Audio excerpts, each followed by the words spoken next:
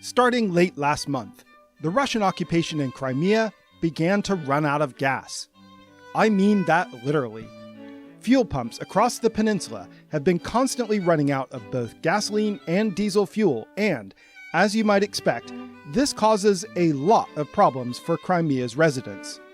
They've responded by forming huge lines outside gas stations, sometimes sleeping in their cars overnight, illegally trading containers of gasoline online, panic buying lots of groceries, and doing a lot of complaining. Meanwhile, Russia's holidaymakers, who have been coming to Crimea every summer for generations and who make up an important part of the local economy, have been, unsurprisingly, canceling their summer bookings in record numbers. The cause of the fuel shortage is pretty simple to figure out. Starting in late May, the Ukrainian armed forces, deploying what are known as mid-range strikes, started picking off nearly every fuel truck headed to Crimea, one by one. And sometimes, even gas stations in Crimea have suffered bomb damage. These events aren't exactly a surprise. The Ukrainian attacks on Crimea have been building for several years, but despite this, it's clear that Russia's occupation authorities were totally unprepared. What's worse, rather than being honest with the residents of Crimea about the crisis, they've resorted to misinformation and outright lies to hide how badly they're managing things. In other words, Russia's occupation regime in Crimea isn't just illegal, it's incompetent. Stay tuned, I'll explain.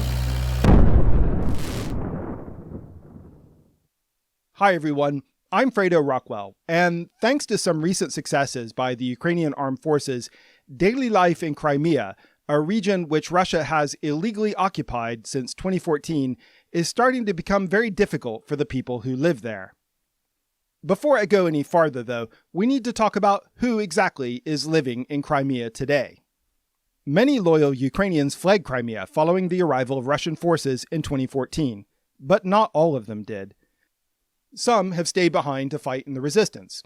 Some have stayed behind to look after elderly relatives. Some, including many of the indigenous Crimean Tatars, have simply refused to be pushed out by the Russian invaders. My point is that not everyone living in Crimea at the moment is part of the occupation, and not every Ukrainian who lives in Crimea is a collaborator. So when you see the civilian population in Crimea enduring misfortunes, just be aware that some of the people that are enduring them are totally innocent. But let's focus now on some people who are decidedly not innocent.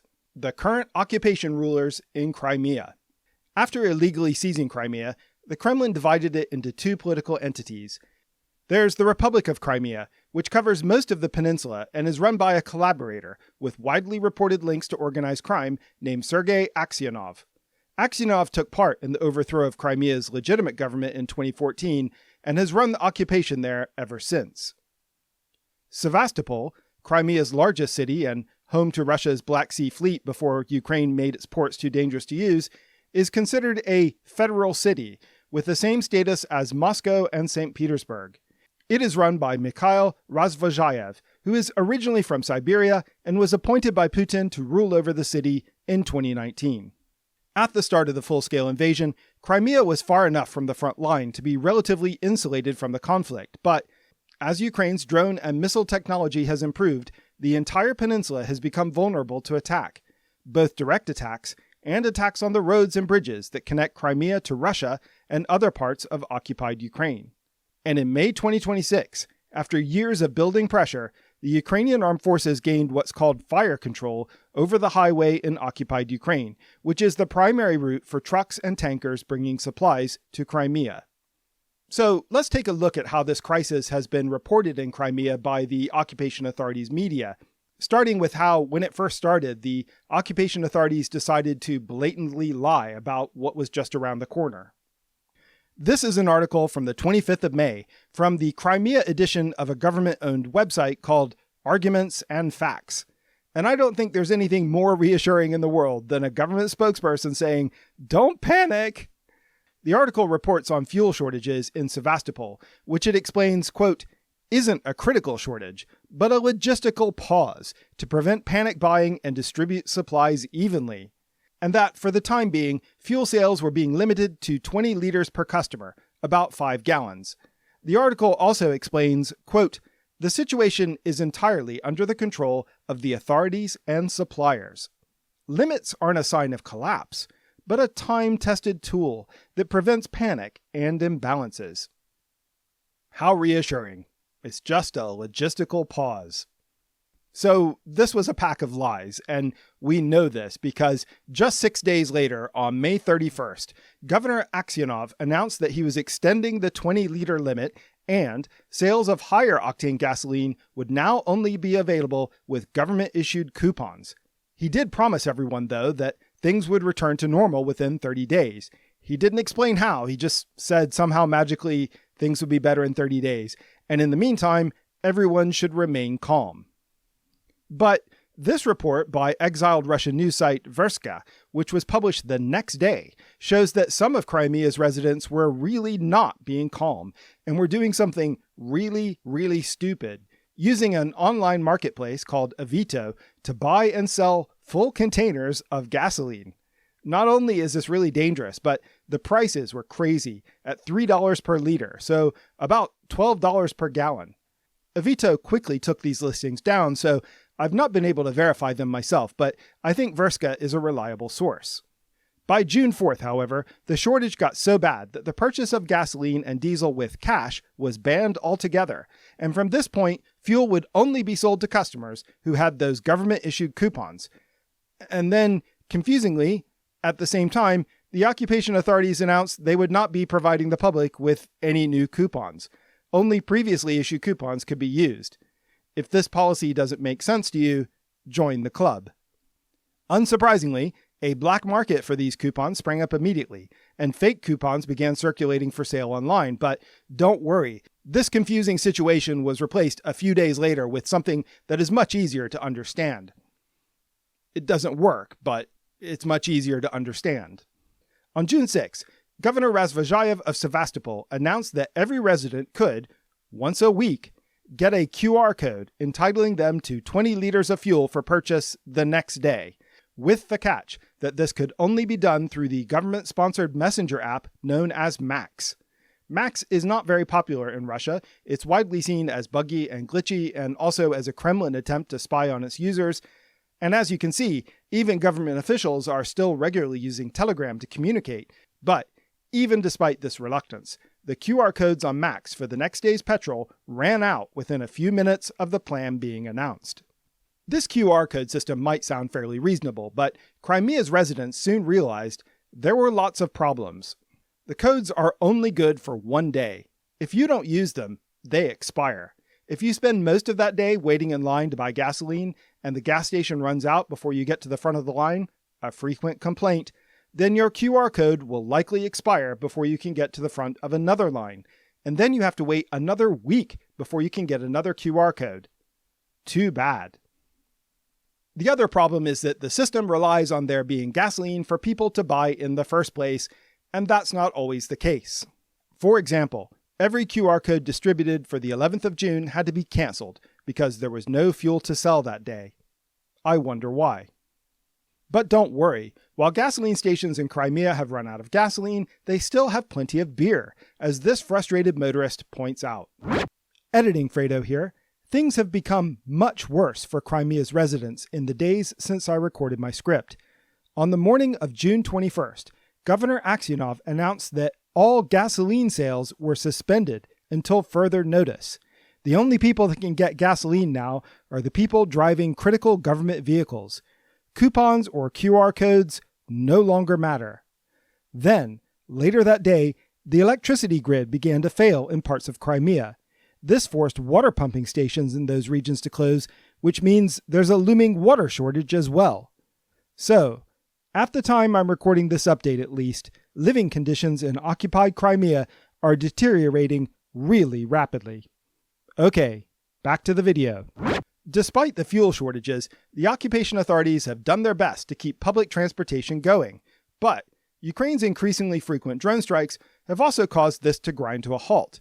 As explained on this local Sevastopol news website, getting to work, kindergarten, or the clinic has recently become a daunting task for Sevastopol residents. Drivers are unable to use their personal vehicles due to gas shortages, while public transportation, which seemed like an alternative, is grounded due to increasingly frequent alarms. This is because of safety rules. During air alerts, trolleybuses and buses are supposed to come to a stop and not continue traveling. But the attacks are so frequent now that, as this article explains, there is a campaign for those regulations to be removed.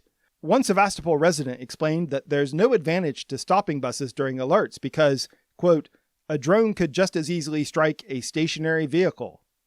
This is true, but crikey, that's like a really grim thing to be talking about during a public transport policy debate.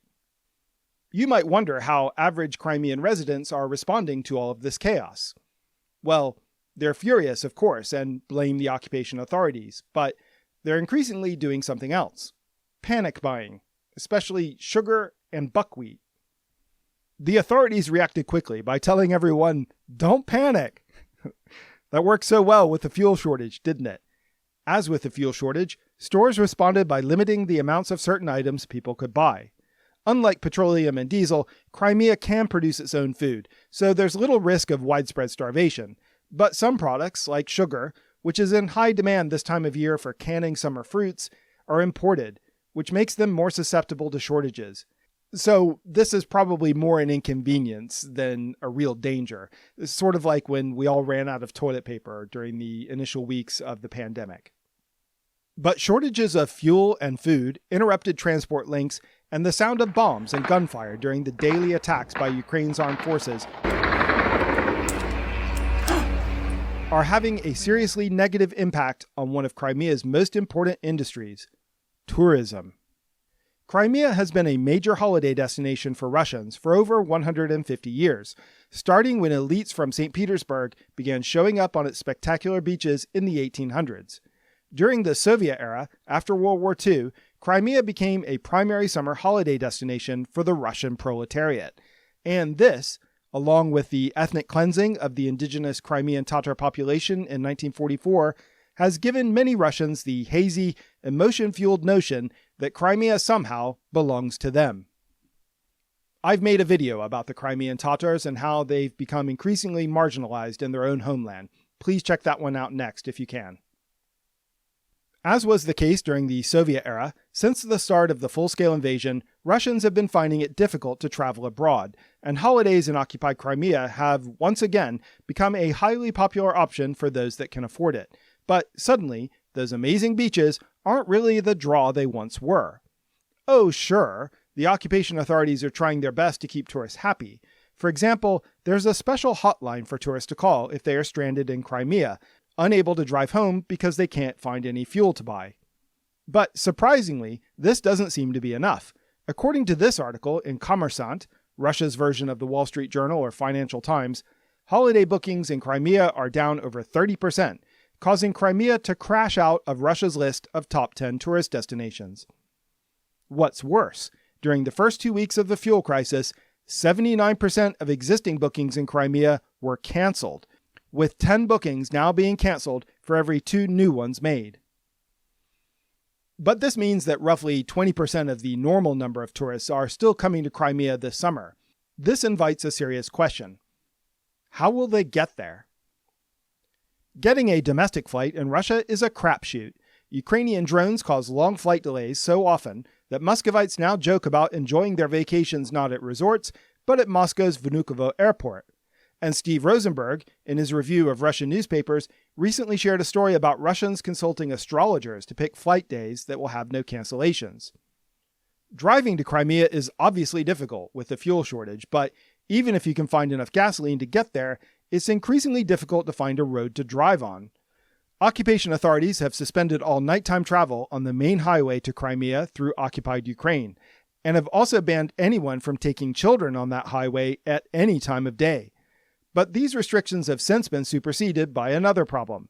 The Ukrainian armed forces have successfully made the bridges that connect Kherson Oblast to Crimea unusable, at least temporarily, making the only viable route into or out of Crimea the Kerch Bridge. Since the start of the full-scale invasion, the Kerch Bridge has sustained 3 major attacks by the Ukrainian armed forces, and while it's currently still operational, the Russian authorities have implemented severe restrictions on its use. Because of the damage the bridge has sustained, Only smaller Class B vehicles are allowed to cross, so no fuel tankers, sorry. All passengers are subject to passport checks, and every car must be thoroughly inspected before it crosses. Depending on the traffic, this can add an extra 2 hours to your journey time. But there is one major benefit to crossing the Kerch Bridge. Every car is allowed to carry up to 100 liters of gasoline in fuel containers. I'm sure there's no way that this could possibly go wrong, to have every car on a bridge carrying 25 gallons of gasoline in the trunk. That's not a risk, is it? Then there are the trains to Crimea, which in theory can also cross the Kerch Bridge, but repeated strikes on rail infrastructure have caused the occupation authorities to restrict their running to daytime hours, when they allow them to run at all.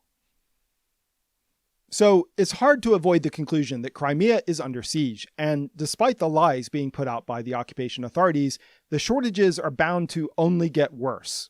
Does this mean that it's just a matter of time until Ukraine wins the peninsula back?